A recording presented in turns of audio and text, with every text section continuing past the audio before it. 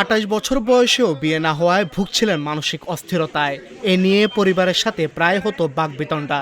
তবে বিষয়টি শুধু বাকবিতণ্ডার মধ্যে সীমাবদ্ধ থাকেনি, শেষ পর্যন্ত ঘটনাটি চলে যায় ভয়াবহ পর্যায়ে। পরিবার তাকে বিয়ে না দেওয়ায় ক্ষোভ থেকে নিজ হাতে কোদাল দিয়ে কুপিয়ে হত্যা করে নিজের দাদি, ফুফু এবং প্রতিবেশী একজনকে। ঘটনাটি ফরিদপুর সদরের আলিয়াবাদ ইউনিয়নের গোদাধরডাঙ্গি গ্রামে। অভিযুক্ত 28 বছর বয়সী ওই যুবকের নাম আকাশ মোল্লা। তিনি ওই এলাকার হারুন মোল্লার ছেলে এবং ফরিদপুর যক্ষা হাসপাতালে পিয়ন হিসেবে ছিলেন। পুলিশ বলছে, হামলায় আকাশের দাদি আমেনা বেগম ও ফুফু রাহেলা বেগম নিহত হয়েছেন। তাদের চিৎকারে প্রতিবেশী রিকশা চালক কাবুল চৌধুরী এগিয়ে এলে তাকেও কোদাল দিয়ে কুপিয়ে হত্যা করেন আকাশ। বাড়ি থেকে তারা চিৎকার চেঁচামেচি শব্দ শুনতে পান।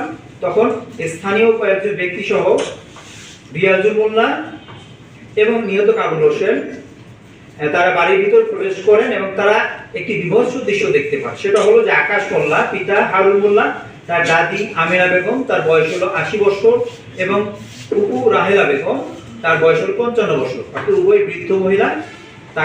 তাদেরকে কোদাল দ্বারা উপর্যুপরি আঘাত করছে আকাশ মোল্লা। এ সময় নিহত কাবুল হোসেন ডাক চিৎকার করলে আসামি আকাশ মোল্লা তার হাতে থাকা কোদাল দ্বারা কাবুল হোসেন সহ উপস্থিত যারা ছিলেন তাদের উপর আঘাত করে। আমাদের কাছে মনে হয়েছে যে এটি একটি জঘন্য নৃশংসতম হত্যাকাণ্ড এবং এই হত্যাকাণ্ডের যে আসামি তাকে আমরা অ্যারেস্ট করেছি। ঘটনার পর থেকেই পলাতক ছিলেন অভিযুক্ত যুবক। পরবর্তীতে কোতোয়ালি থানা পুলিশ, ডিবি ও র্যাব 10-এর একটি যৌথ দল বাড়ির পাশের একটি কলাবাগান থেকে গ্রেপ্তার করে তাকে।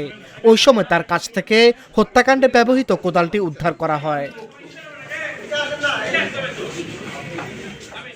দীর্ঘদিন ধরে মানসিক অস্থিরতায় ভুগছিলেন আকাশ। মূলত মানসিক ভারসাম্যহীনতার কারণে তাকে বিয়ে দেওয়া হয়নি। পুলিশ বলছে, প্রাথমিকভাবে ধারণা করা হচ্ছে পরিবার বিয়ে না দেওয়া এবং দীর্ঘদিনের মানসিক হতাশা থেকে এই নির্মম হত্যাকাণ্ড ঘটিয়েছে আকাশ। ফরিদপুরের পুলিশ সুপার মোহাম্মদ নজরুল ইসলাম এক সংবাদ সম্মেলনে জানান, গ্রেপ্তারকৃত আসামি জিজ্ঞাসাবাদে বিভ্রান্তিকর তথ্য দিচ্ছে। হত্যাকাণ্ডের কারণ হিসেবে সে আমাদের কাছে প্রাথমিকভাবে বলেছে যে তার আশঙ্কা তাকে হয় কেউ মেরে ফেলবে, অথবা তাকে তার বাবা যেহেতু সাবালক প্রাপ্তবয়স্ক হয়েছে তাকে বিবাহ দেওয়া হয়নি। এই কারণে সে মনে মনে অত্যন্ত ক্ষুব্ধ ছিল তার পরিবারের উপরে। তো এই সে ক্ষুব্ধ এবং আক্রোশের বশবর্তী হয়ে সে মূলত এই হত্যাকাণ্ডটা ঘটিয়েছে বলে আমাদের কাছে প্রাথমিকভাবে মনে হচ্ছে।